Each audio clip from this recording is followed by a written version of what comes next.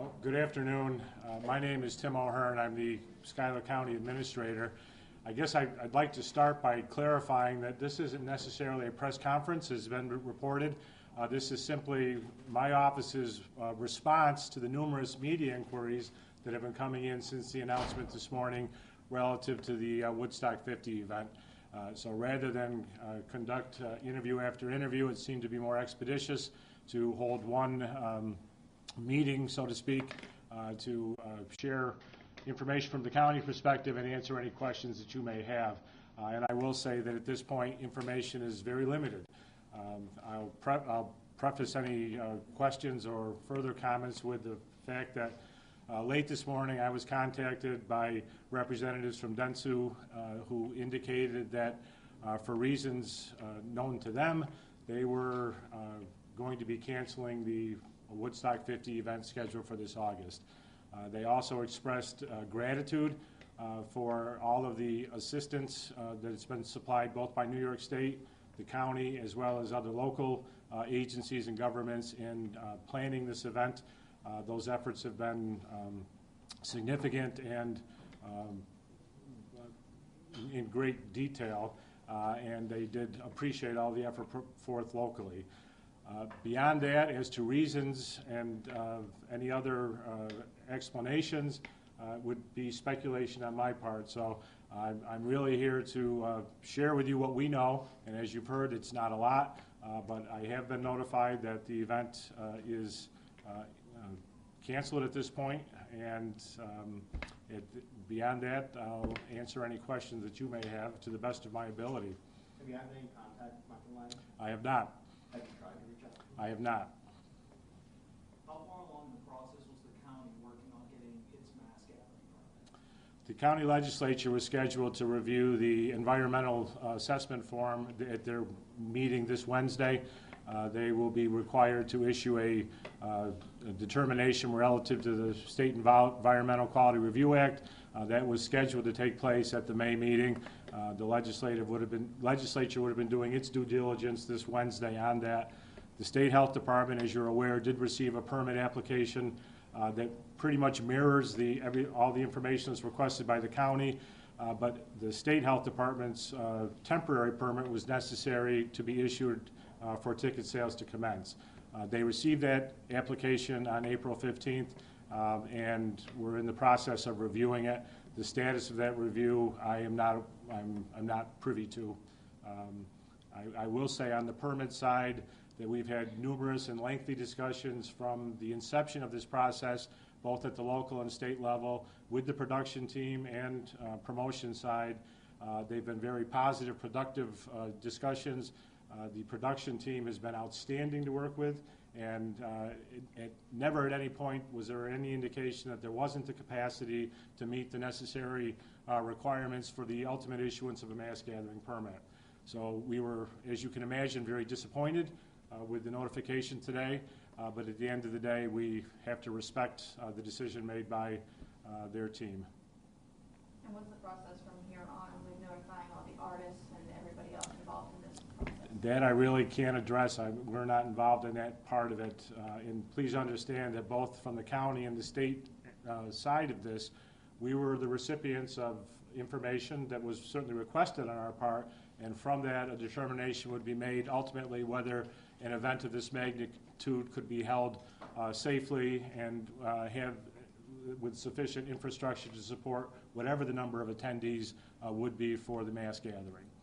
Last month at the public meeting here at Watkins Glen, everything seemed to be full steam ahead, but the question is why, with Watkins Glen doing races all the time, why did permits not get filed earlier, you know?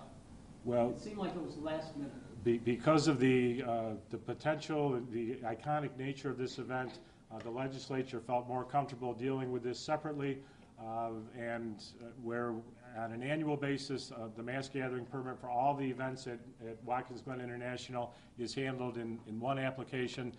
This deviated, had the potential to deviate from past events or known entities, so the legislature felt more comfortable in dealing with this as a separate permit application. I know this is somewhat recent, news, of course, of your any business officials or anyone from Scopes about just the economic impact and, you know, the reservations and hotels and things of that nature? We haven't had detailed discussions. I have been in contact with the Chamber of Commerce, and they're, as we speak, as a matter of fact, putting together a media strategy to certainly salvage some of the fallout, if you will, from this announcement. As you're all aware, we looked forward to this anxiously and with a great deal of excitement in that this event gave Watkins Glen and the Finger Lakes an opportunity to put forth its best foot internationally, so to speak. The Finger Lakes area of New York State is one of the nicest areas in the world. This was an opportunity for us to showcase our great natural environment and what a great place this is to live and work. So we're certainly, that remains, you know, in spite of the cancellation. So the opportunity to take this recognition, if you will, and tell people that we're still open for business and we still welcome you to come and experience all that Watkins Glen and the Finger Lakes has to offer. Regarding Dentsu's press release earlier, they said that they don't believe the production of a festival can be executed as an event worthy of the Woodstock brand while ensuring the health and safety of artists, partners, and attendees. Is there anything else that you would want to say in regards to this? I think that's pretty much summarizes everything. Our issue or our position from the beginning was we welcomed this event, assuming that it could meet all of the requirements to ensure just that all attendees would have a safe environment with an adequate infrastructure to support what in effect becomes a city, you know, for almost a week. So that being said and that being accomplished, we welcomed them with open arms. As a county, how do you handle, obviously, the scale of the concert and then having to kind of bring it back and realize that it's not going to happen? Well, we certainly, you know, we'll lick our wounds and we'll move on. What we do have going for us, and certainly on the positive side, is that this is a destination area. We welcome more than 3 million visitors every year. So while this would have been a great enhancement to what we already do, the show goes on, so to speak, and you know, we welcome the rest of the world to come and visit us. Many of the improvements that you see as you drove in here today that are underway will be completed in a couple of months, and you know, Watkins Glen will have a brand new face to put forward to the world, and we welcome the world to come visit us. I have one more question. If Woodstock 50 were to happen, what would be the loss of sales tax revenue? It's hard to give an exact calculation, but I can say that the economic impact of this is measured in the millions, not only to Schuyler County but to the region. This had a large footprint, if you will, and just as NASCAR does as well. So you know, there's a significant economic impact that will be felt as a result of this event being canceled. And have you received any backlash from the investors so far? No, we have not. Obviously, with Fish being canceled last year and now Woodstock being canceled this year, do you think it will deter any future promoters to come and kind of have their concert here every month? We certainly hope not. And what we have going in our favor is that Watkins Glen International is a premier venue that has both the infrastructure and the expertise to host large gatherings. We've had some bad luck, no question about that. You know, horrendous weather events certainly, you know, contributed to the cancellation of last year's music event. I really can't speak to what the rationale was for this year's, but nevertheless, we stand ready to host future events, and we welcome them to this community. It appeared recently that there was confidence, you know, from the county, you know, despite some hearsay or lack of, you know, organization from the actual production team or Michael Lang. Was this announcement that it was going to be canceled a shock? Would you classify this as a shock to you? I think that's a fair assessment. It was not what I anticipated happening on my Monday morning, and certainly not the way anyone wants to start out the week. This came as a complete surprise, and it's a tremendous disappointment, certainly to my office.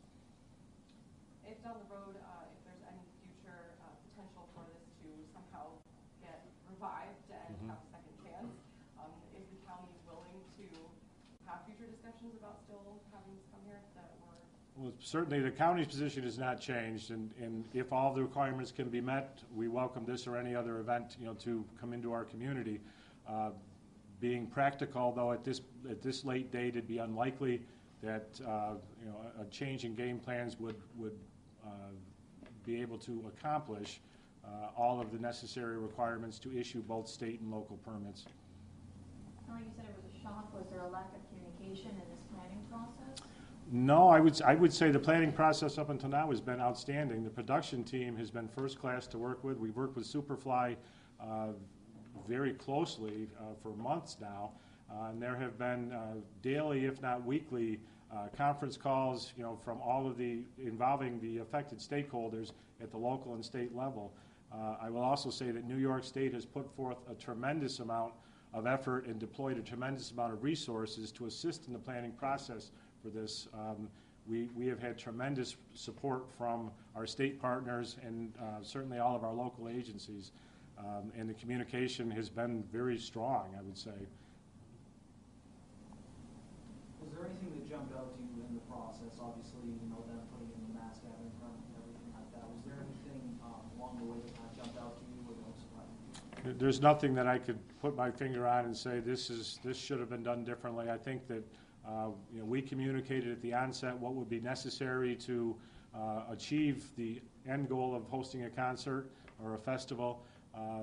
They demonstrated at the onset and throughout the process that they had the capacity to meet the requirements, and there was no reason for us to think otherwise.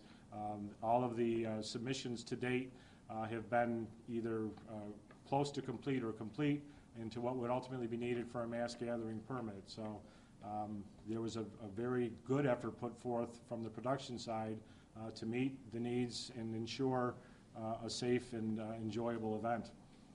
Can you name some of the safety concerns there may have been regarding this permit?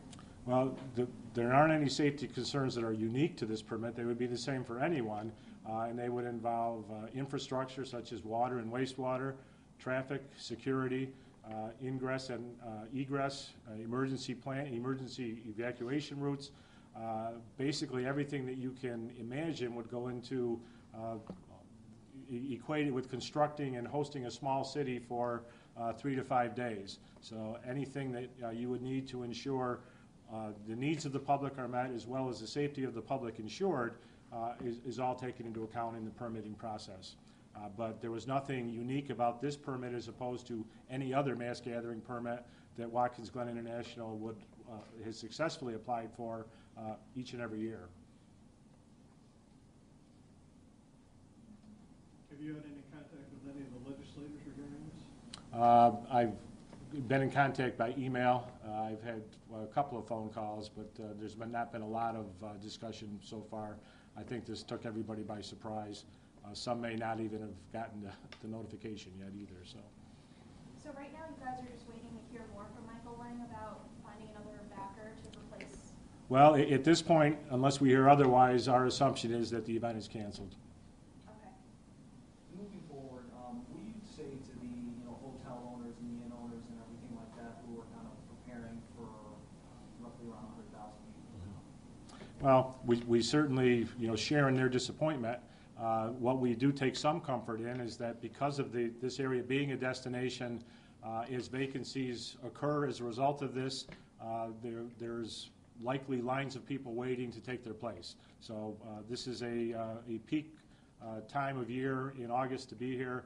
Typically occupancy rates in all of our lodging establishments are at or near capacity. So there will be some comfort to be taken in that, I guess.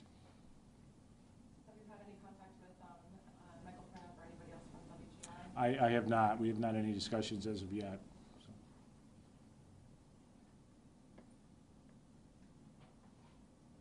Very good. Anything else like that?